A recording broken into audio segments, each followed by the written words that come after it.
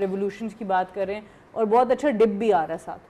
तो I think ये बड़ा इंपॉर्टेंट चीज़ होती है और सही जगह से आप वेरिएशन कर रहे हैं। तो उनकी बॉलिंग बहुत अच्छी आज नज़र आई और उस्मान तारिक वंस अगेन उनको पकड़ना इस वक्त मुश्किल हुआ है। हाँ, तो ओवरऑल हाँ जी, तो ये आई थिंक ये आपके पास, अब मेरे ख्याल से तो आपके पास ट्रम्प कार्ड है, आपको इसको डेफिनेटली खिलाना चाहिए। अब किसकी जगह खिलाना चाहिए ये उमर गुल से आपने पूछना है, क्योंकि कल इन्होंने कहा था कि आपको सलमान मिर्ज़ा को नहीं बिठाना चाहिए और मैं एग्री करती हूँ कि उनको नहीं बिठाना चाहिए। देखिए आज 5 स्पिनर और 1 फास्ट बॉलर के साथ पाकिस्तान ने अपनी बॉलिंग की है। शाहीन वाहिद बॉलर थे, तो क्या इन टोटलिटी इज दैट और will that be your best option if you only going with one pacer? Shaheen, Naseem, Salman and then Faheem को तो बॉलिंग मिल नहीं रही।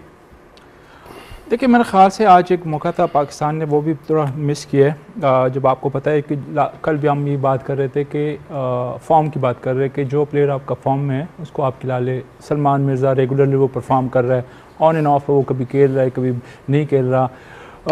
इस टूर्नामेंट में आपके पास इतना टाइम नहीं है कि आप एक्सपेरिमेंट करें। अगेन आप जो लड़का आपके लिए परफॉर्म कर रहा है, कंसिस्टेंट परफॉर्म कर रहा है, फॉर्म में है, आप पहले प्रायोरिटी आप उसको दे दे। शाहीन सबको पता है थोड़ा सा स्ट्रगल कर रहा है वो, उस तरह के रिदम उसके नहीं है। ऑब्वियसली बैक टू बैक उसको जो इंजरी हो रही है तो बड़ा मुश्किल होता है फास्ट बॉलर के लिए विदाउट आप मैच खेले हुए। जब डायरेक्ट आप कंपेटिटिव क्रिकेट में आ जाते हो तो बड़ा मुश्किल होता है। ये फेज़ हमारे साथ भी गुजरा है। इसके लिए आपको बाकायदा एक रिहैब प्रोटोकॉल के थ्रू आना पड़ता है। पहले आप फिजिकली फिट होते हैं, फिर उसके लिए आपके मैचेस अरेंज होते हैं, जो कि मेरे ख्याल से आई डोंट थिंक सो कि शाहीन इतने मैचेस खेले ताकि वो अपने रिदम को गेन कर सके, अपने फिटनेस को गेन कर सके। तो कमिंग बैक उस पर मैं आता हूँ। आज का जो मैच था हम किसी टीम को आप फॉर ग्रांटेड नहीं ले सकते। यूएसए ने पहले हमें हराया भी है, लेकिन एक मौका था कि आपका जो बॉलर्स था सलमान मिर्ज़ा उसको परफॉर्मेंस के साथ आपने बिठा दिया, उसको भी आपने कंफ्यूज कर दिया कि मैं अगले मैचेस में खेल रहा हूँ नहीं खेले, थोड़े से कंफ्यूज भी होंगे। और आई एम श्योर हमें फास्ट बॉलर में एक और चीज़ जिस तरह सना ने भी अभी थोड़ी देर पहले मेंशन किया, अगेन अगेंस्ट यूएसए आप खेल रहे हो, नेक्स्ट मैच आपका है अगेंस्ट इंडिया। आप 2 पेसर के साथ खेल लेते, एक जेन्युइन पेसर और एक ऑलराउंडर। फ़हीम को यहाँ पे मैं समझता हूँ कि आखिरी ऑब्वियसली बीच के ओवर स्पिनर्स के वहाँ पे डिमांड भी कर रहे थे, सिचुएशन भी था, लेकिन एंड के 3-4 ओवर में आप उससे 1-2 ओवर करा सकते थे बिफोर द नेक्स्ट गेम। तो आई थिंक वो मौका भी हमने मिस किया। शकलन आपको क्या लगता है एसएससी की पिच और प्रेमदासा की पिच में कोई बहुत बड़ा फ़र्क होगा? क्या पाकिस्तान इसी बॉलिंग कॉम्बिनेशन के साथ जाएगा या ये सोच सकते हैं कि एक पेसर तो आपके पास है जिससे अभी आपने ट्राई नहीं किया, फ़हीम अशरफ, हम एक और ले लेते हैं, शाहीन, नसीम या जो भी, सलमान? देखिए जिस तरह की टेक्नोलॉजी है और जिस तरह के मॉडर्न डे के ग्राउंड्समैन है, ये चेंज हो सकती है।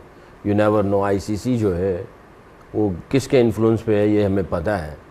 तो आप खेल किस पे रहे हैं, इंडिया के ख़िलाफ़ आप खेलेंगे किसके ऊपर? आप फ़ौरन ही, जैसे आपने उस्मान तारिक को भी एक मैच दे दिया कि इंडिया के ख़िलाफ़ जाते हुए कम अज़ कम उसको एक कॉन्फिडेंस आ जाए, फील करे कि हम पार्ट ऑफ दिस 11, और 1-2 विकेट मिल गई, अब कॉन्फिडेंस उसका स्काई हाई हो गया। आगे जाके अगर आपको 2 फास्ट बॉलर और 1 मीडियम पेसर ऑलराउंडर की ज़रूरत पड़ गई और पूरा सीन चेंज हो गया, फिर आप क्या करेंगे?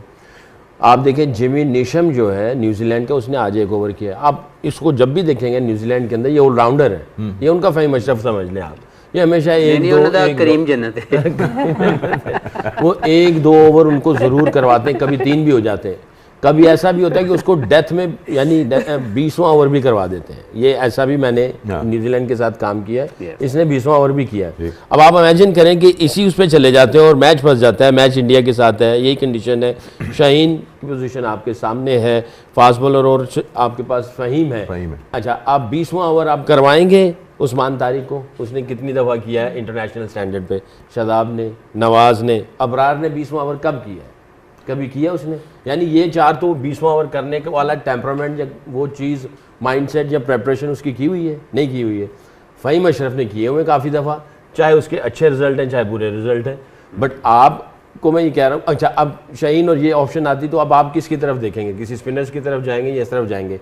आपने जो कुछ भी करना है, आपने एक्सपेरिमेंट नहीं करना, आपने क्लैरिटी के साथ वो प्लान को एग्जीक्यूट करना और क्लैरिटी और कॉन्फिडेंस के साथ आपने बॉलर को गेंद देना और उसको कहना है कि 20वां ओवर करे। तो फिर इसके मतलब उमर सही कह रहे थे कि अगर आपने उनको एज बॉलिंग ऑप्शन रखना है तो कम अज कम 2 ओवर 1 ओवर 2 ओवर चलते नहीं उसके बड़े मैच के अंदर। इसमें एक और एलिमेंट भी है ना, जो नेक्स्ट मैच आप खेलने जा रहे हैं उस टीम के बैटर में और आज के बैट्समैन में फ़र्क है। वो स्पिनर को ज़्यादा अच्छा खेलते हैं। वही सैकी भाई जो बात कर रहे हैं कि लास्ट के अगर आपको पेसर की ज़रूरत पड़ गई तो आप किससे और करा, स्पिनर से तो कभी भी नहीं कराएंगे, क्योंकि उनके जो बैटर है वो स्पिनर को नहीं छोड़ेंगे। तो मेरे ख्याल से आपने आज का एक मौका मिस किया है। इस बात को थोड़ा सा और पीछे भी लेके जाऊंगा रेफरेंस देने के लिए। नवाज ने आखिरी ओवर किया इंडिया के खिलाफ, 20वां किया 20वां किया 20वां लास्ट ओवर किया। कितने फास्ट बॉलर्स थे हमारे उस मैच में? हारिस, तीन शाहीन और नसीम, तीनों अपना कोटा फिनिश कर गए। बाज़ कैप्टन से भी गलती हो सकती है कैलकुलेशन में। जब प्रेशर आता है तो सब पे आता है, कैप्टन के ऊपर भी आ रहा होता है, वो कैलकुलेशन गलत कर सकता है। तो आपने 20वां ओवर किसको करवाना है? असल में जो मामला है ना वो ये जो मैं इसको थोड़ा सा मैं अगर बात कर दूं, जो फ़हीम है वो हमारे बॉलर बैट्समैन है, वो बैट्समैन बॉलर नहीं है। Don't confuse, bowling allrounder, is a bowling allrounder. अगर 2 वर्ल्ड कप के मैच हो जाएं और दोनों में हमारे कप्तान उसको इस्तेमाल ना करें, ये बात समझ नहीं आएगी। आप उसको एक एक ओवर 2-2 ओवर तो दो, ताकि उसकी बॉडी चलती रहे, उसको उसका दिमाग चले कि मैं यहाँ पे किसी वक्त भी मुझे यूटिलाइज़ किया जा सकता है। लेकिन दोनों मैचेस में, और दोनों ऐसी टीमें हैं कि ये बहुत बड़ी टीमें नहीं है, नेदरलैंड्स एंड यूएसए, ये प्रॉपर इंटरनेशनल लेवल की स्टेज वाली वो बड़ी टीम नहीं है। तो इन दोनों मैचेस के अंदर फ़हीम को एक ओवर भी ना देना और फिर ये एक्सपेक्ट करना क्या वो फ़र्ज़ करें ज़रूरत पड़ती है, जो कि पड़नी है इंडिया के खिलाफ, मुझे नहीं लगता कि इस टीम में आपको चेंज होनी चाहिए। अगर पढ़नी है तो वो कहाँ करेगा, क्योंकि उसने तो 2 मैचेस में आपने उसको बॉलिंग ही नहीं करवाई, कॉन्फिडेंस ही नहीं दिया। मैं आपसे यही पूछने वाला था कि क्या आपको लगता है कि यही 11 होगा? जी, अगर कोई लकी कमेटी ना निकली तो यही होगा। मैं बॉलिंग की बात सिर्फ बॉलिंग पे होगी। कंडीशंस मैटर कर सकती हैं शायद। अगर कंडीशन देखें, normally no matter what, if you play in Premadasa expect a lot of turn, a lot of gritty innings to be played there. वहाँ पे हिट थ्रू द लाइन, जैसे हमने ये 2 मैचेस देखे, ऐसा कुछ नहीं मिलने वाला। वो कुछ भी कर लेना, वहाँ पे hit through the line pitch नहीं बन सकती, वहाँ पे ग्राफ्टी पिच बननी है, वहाँ पे इनिंग्स बनानी पड़नी है, प्रॉपर स्ट्रॉन्ग हिट आपको मारनी पड़नी। कल आपने कहा था कि उस्मान तारिक वो बॉलर है, वो सरफेस डिपेंडेंट नहीं है, तो आज उनकी आउटिंग और उनको मिलना और अच्छी परफॉर्मेंस 3 for 27, मतलब उनको मेंटली तैयार कर दिया है कि आपने खेलना है। नहीं, वो उनको करवाना चाहिए था। ये एक अच्छा डिसीजन है कि उसको बड़े मैच से पहले, क्योंकि देखें इंडिया पाकिस्तान का मैच, हम जब बचपन में, मैंने जब क्रिकेट शुरू की, आई एम श्योर ये जो फील है, he will gain a lot of confidence, और जब इंडिया के खिलाफ ही खेलने जाएगा इसका दिल गुर्दा बड़ा होगा।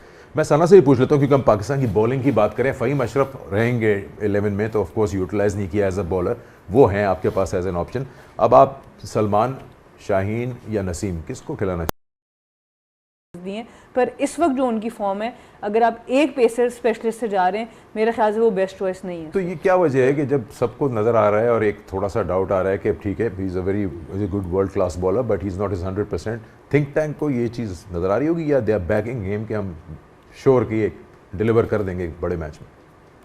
आई थिंक वो ये उनके माइंड में यही है कि इसकी जो पास की परफॉर्मेंस है उस रेपुटेशन पे उसको खिला रहे, उसकी जो रेपुटेशन है, जिस तरह उसने परफॉर्म किया है, उसी को देख के मेरा ख्याल से खिला रहे, बीइंग अ सीनियर उसको खिला रहे। लेकिन अगेन यहाँ पे आप डाउट्स पैदा कर रहे हैं, आपकी क्लैरिटी नहीं है, क्योंकि आप अगेन मैं बात करूँगा कि अगले मैच के लिए आपने अगर वही 2 पेसर के साथ जाना है, तो आपके जो दूसरा पेसर होगा फ़हीम अशरफ, स्टिल उसके डाउट्स है, वो सोचता होगा कि कैप्टन के मेरे ऊपर ट्रस्ट नहीं है कि 2 मैचेस में मुझे 1-2 ओवर भी नहीं करे, तो अगर नेक्स्ट मैच में ज़रूरत पड़ती है और वो आते तो उसके कॉन्फिडेंस लेवल क्या होगा। आई थिंक काफ़ी चीज़ें हैं जो क्वेश्चनेबल है, और वो आप आज एक्सपेरिमेंट बोल या वो उस चीज़ों को आप कर सकते थे, वो मौका आपने मिस किया है।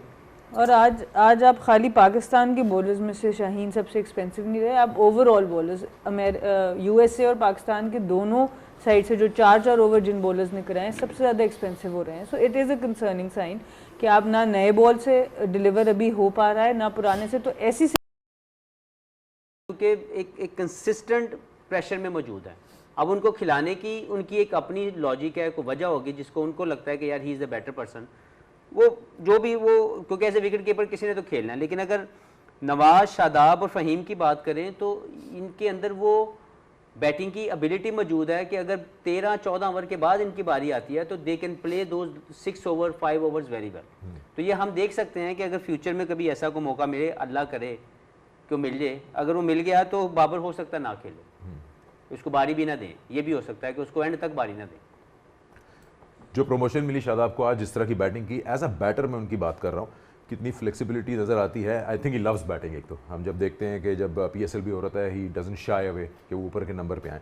I think it's also about the responsibility या आई कॉन्टैक्ट कोच का होता है कि मुझे नज़र आ रहा है confidence that he is wanting to out there. देखिए फाइनल कॉल कैप्टन और हेड कोच का और बैटिंग कोच ये तीनों मिलके फाइनल कॉल बनाते हैं कि भाई अगर नंबर्स ऊपर नीचे करने हैं तो आप उनको वेल बिफोर टाइम बता भी दें और प्रिपेयर्ड भी कर दें। और अगर आपने बताया नहीं, वो उनकी प्रेपरेशन नहीं है, तो फिर ज़ाहिर है आपने फाइनल जाके कॉल दे दी उसी वक्त, तो वो तो जो है ना वो उसको उस क्लैरिटी के साथ नहीं जा सकता। तो मेरा ख्याल है ये एक्सरसाइज इन्होंने पहले की होगी और आई थिंक उसने शादाब ने जो है वो उसका मैक्सिमाइज। इस वक्त जो है ना बिल्कुल दिमाग घूम जाता है, तो शादाब ने ये एक साइड पे नहीं कॉन्सेंट्रेट की, उसने दोनों साइड के ऊपर बाउंड्रीज मारी हैं। और यही एक गेम अवेयरनेस का भी होता है। और आप ये नहीं कि आप पहले से ही अज्यूम कर चुके हैं और प्री मेडिटेटेड शॉट्स खेल रहे हैं, ऐसा नहीं है वो। तो ये इन्होंने बहुत अच्छा किया। जो हफीज़ ने जो बात कही है, ऐसा हो भी सकता है कि अगर कोई ऐसी सिचुएशन आ जाए, हो सकता है बाबर को भी बारी ना मिले और ऊपर वाले अगर नीचे चले जाते हैं 13, 14, 15 ओवर तक चले जाते हैं, फिर आप अपने वो बैट्समैन को अपॉर्चुनिटी देते हैं जो कि पावर हिटर हैं, जो जाके जो है ना वो एग्जीक्यूट कर सकते हैं। बट आई थिंक मैं ये समझता हूँ ये और बेहतर हो सकता था। 190 ये 2-10 तक जा सकते थे। वो 2-10 के लिए आपको जो है बहुत टेक्निकली आपको बहुत ज़्यादा अच्छा होना चाहिए। जैसे नवाज से नहीं लग रही है भाई, अगर आप छक्के का सोच रहे हो, छक्के वाली गेंद भी नहीं और आपके छक्के वाली आपकी वो जो है ना उस वक्त पोजीशन भी नहीं बन पा रही है, तो आप एक दो बाउंड्री नीचे जब खेलते हैं ना, देखिए टेक्निकल फ्लॉज जब आता है जब आप छक्के पे जाते हैं सीधा, उसमें अगर आप वीडियो एनालिसिस करेंगे ना तो बैट्समैन के टेक्निकल फ्लॉज आपको बाउंड्री मारते हुए ज़्यादा नज़र आएंगे, रोकते हुए कम नज़र आएंगे। तो आपने क्या करना है, अगर छक्का नहीं लग रहा या छक्का मिल नहीं रहा तो आप नीचे ज़ोर से मारें, गैप में जाएगा, आपको चौके मिलेंगे, वहाँ से आपका एक रिदम मोमेंटम आएगा, गेंद और बल्ले का मिलाप, टाइमिंग अच्छी होनी शुरू हो जाएगी, बॉलर अंडर प्रेशर आ जाएगा, फिर आपको छक्के का गेंद भी मिलेगा और आपका फुटवर्क, ब्लड फ्लो बॉडी में आ गया और आपका कॉन्फिडेंस भी बढ़ गया, फिर आप छक्के पे चले जाएं। और अगर आप हर गेंद छक्के पे जाएंगे तो फिर 3-4 डॉट आते हैं, वो डॉट जो है वो डाउट लेके आते हैं और डाउट आपके कॉन्फिडेंस को डैमेज करते हैं। तो इसमें थोड़ा सा आपको इंटेलिजेंट होना पड़ेगा। और आज इंटेलिजेंट क्रिकेट जो पाकिस्तान ने खेली नजर आया कि जैसे बाबर को थोड़ा टाइम लगा तो साहिबजादा फरहान एक एंड से मोमेंटम को बरकरार रखे हुए थे और जिससे नहीं लग रही वो ज़्यादा कंज्यूम नहीं कर रहा था, बॉल स्ट्राइक को ब्लॉक नहीं किया हुआ था। यही चीज़ हुई थी नवाज के साथ, जब उनसे नहीं लग रहे थे तो शादाब एक एंड से एक्सेलरेटर पे पैर रखे हुए थे। बात करते हैं ऑलराउंडर्स की, कोशिश करता है ऑलराउंडर कि अगर बैटिंग में नहीं कर सका तो बॉलिंग में कुछ करूं या फील्डिंग में कुछ करूं। इस पर मैं उमर से पूछूंगा, शादाब की बात कर रहे हैं, आई थिंक आज वो अपनी बैटिंग के बाद बॉलिंग में भी रेप्लिकेट कर पाए, 2 for 26 उन्होंने किया। ऐसा होता है कि अगर ऑलराउंडर बॉलिंग ऑलराउंडर हो, वो बैटिंग में पहले अच्छा कर जाए तो उसका थोड़ा कॉन्फिडेंस लेवल और ज़्यादा बढ़ जाता है जब उस बॉल उसके हाथ में आती है। जी बिल्कुल, स्पेशली ऑलराउंडर के साथ। और फिर ये आप पे भी डिपेंड करता है कि मेंटली आप कितने स्ट्रांग हो। आप एक चीज़ के बारे में नहीं सोचिए, जो अपॉर्चुनिटी आपके हाथ में है उसको आप ग्रैब करते हो। तो आई थिंक शादाब का ऑब्वियसली पाकिस्तान टीम के लिए बड़े खुशाइंद बात है कि जिस तरह शादाब परफॉर्म कर रहा है लोअर ऑर्डर में, बैटिंग में नवाज कर रहा है, लास्ट आज कॉन्फिडेंस नजर आया, बॉल भी सही जगह गिर रहा है एंड इट्स जस्ट अबाउट कि आप एक एंड से टीम को अच्छा स्कोर दिलाने में कामयाब हुए हैं बैट के साथ। You just believe that this is your day. I hope I'm making some sense. नहीं, इस पे हम सारे ऑलराउंडर्स तो एग्रीड है इस है। जो कह रहे हो सच कह रहे हो, आलमना जो कह रहे हो सच कह रहे हो। चलिए एक सवाल मैं आपसे करता हूँ। कल हमने मजाक में लकी कमेटी निकाली थी उस्मान खान की बात, उस्मान खान के लिए। आज उनको पता गालिबन 7वें या 8वें नंबर पर बैटिंग भेजा गया। Again it was a strategical decision जहाँ पे पाकिस्तान था उस स्टेज पे। लेकिन do you feel there is confidence level कि उनको भेजा जाए, वो एज अ स्पेशलिस्ट बैटर खेल रहे, बैटर कीपर? देखिए सिचुएशनल एक चेंज किया, क्योंकि जो शादाब, नवाज और फ़हीम है ये उस मौके की मुनासबत से बेहतर ऑप्शन थे, जो कि बिल्कुल ठीक डिसीजन है। उसमें बिल्कुल मुझे नहीं लगता है कि उस्मान को बुरा लगना चाहिए या उनके जो हम भी उनके फ़ैन हैं क्योंकि पाकिस्तान को रिप्रेजेंट करते हैं, हमें बुरा लगना चाहिए, क्योंकि वो एक सिचुएशनल ऐसी डिमांड थी जिसको कोच या कप्तान ने बेहतर तरीके से अपने दूसरे बंदों को भेज के उनको बचा लिया। लेकिन इससे अगर वो आउट भी हो गए हैं तो कोई मसला नहीं है, मुझे नहीं लगता कि उनको इसमें परेशान होना चाहिए। हाँ, he must be waiting for the opportunity, वो अपॉर्चुनिटीज़ जो उन्होंने काफ़ी गंवा दी हैं कि जब उनको बड़ा मौका मिलता रहा है, 14 ओवर आपके पास हैं, 15 ओवर आपके पास हैं, 10 ओवर आपके पास हैं और आप गलत शॉट मार के आउट हो जाते हैं। मैं ये सवाल या इसलिए आप पूछ रहा हूं- टेक्निकली एक्सपोज हो जाते हैं, जी, तो मैं- he must be waiting for those opportunity. मैं इसलिए पूछ रहा हूँ ये सवाल क्योंकि जब ट्राई नेशन हुआ था और पाकिस्तान खेल रहा था और जीता, तो उस पर मेरी माइक हैसन से बात हुई थी ऐसे ही शो पे, और उन्होंने कहा था कि जो रोल हमने डिफाइन कर दिया उस्मान के लिए वो फिनिशर का रोल है, विकेट कीपर के लिए, तो दोनों के लिए, नाफे के लिए भी, इनके विकेट लिए कीपर के स्पॉट के फिनिश करने के लिए। भी। नहीं, विकेट के स्पॉट नहीं, बैटिंग में, अच्छा। कि वो रोल उनको दिया गया है। तो मैं वही पूछना चाह रहा था कि अगर उनका रोल फिनिशर का है then he should bat at that particular stage. अगर वो ये समझते हैं, अगर उन्होंने आपसे बात की है और उन्होंने ये कहा है कि हमने इनको फिनिशर के तौर पर रखा हुआ है, इसका मतलब है कि उनकी हिटिंग पावर उनके पास मौजूद है। He does understand the game of and the situation very well and then he execute accordingly. लेकिन अभी तक मुझे लगता है कि he is not settled yet at international level, क्योंकि जो इंटरनेशनल क्रिकेट का एक प्रेशर आपके ऊपर पड़ता है, लीग क्रिकेट और इंटरनेशनल क्रिकेट, इसमें ज़मीन आसमान का फ़र्क है, आप उसको कभी भी कंपेयर नहीं कर सकते। तो मुझे अभी तक उस्मान ने अपनी बैटिंग से मुझे इम्प्रेस नहीं किया जिस पे मैं कहूँ कि ये इंटरनेशनल प्रोडक्ट है, चाहे वो 5 पे खेले, चाहे वो 3 पे खेले, चाहे वो 7 पे आ जाए। हाँ, अब मैं मेरी दुआ होगी कि वो पाकिस्तान के लिए खेल रहे हैं और वो हम सबको इम्प्रेस करें, अभी तक नहीं किया। जी, जो मैंने बात की माइक हैसन की, उन्होंने प्रेस कॉन्फ्रेंस में भी यही बात की थी, तो उसको इंडोर्स कर रहा हूँ कि that was the plan, wicket keeper will be the finisher with the bat. हम और बात करेंगे उमर गुल